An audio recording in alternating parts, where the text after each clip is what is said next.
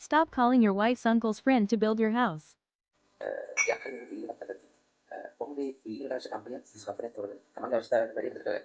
තමන් මොනවද බජට් එක ගන්න දෙයක් හදනවද ඊට තමන් ඔෆිස් කීයක් හදනවද එහෙම නැත්නම් හොටෙල් එකක් හදනවද කියන එක හරියට තීරණය කරලා ඒකට අවශ්‍ය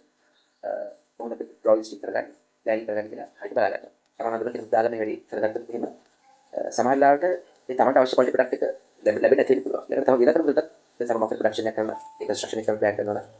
මේ තමයි තමන් දන්න පොඩ්ඩක් දාලා මේ කරොත් වෙන්නේ මේ සමහර වෙලාවලට ඒකෙන් ගන්න අනිත් එක වැඩි සමහර බිල්ඩින්ග්ස් ක්‍රැක්ස් යනවා සෙටල්මන්ට්ස් යනවා ඊට පස්සේ යනවා මේක මොකද කරන්නේ ඊට පස්සේ අපිට චාර්ජින් ඉන්ස්ටාලේෂන් කරනවා ඒවට සොලියුෂන්ස් දෙන්න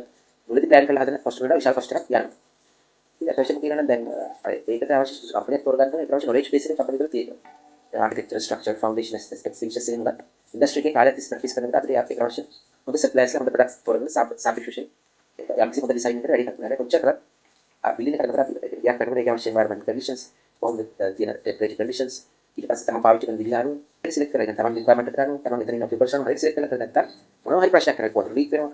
ඒක සමාන ක්‍රැක්ස් වෙනවා ඒක සෙටල්මන්ට්ස් වෙනවා ඒක කලර් ෆෙක්ස් වෙනවා ඒ නිසා මේ තමයි තියෙන අතේ මුදලට ඒ වගේ හොඳ කම්පැනියක් සිලෙක්ට් කරගෙන මේ කම්පැනි කොච්චර පරිමුණක් තියලාද කියලා බලලා තමයි වැඩ බාර දෙන්න ඕනේ. තමන් අද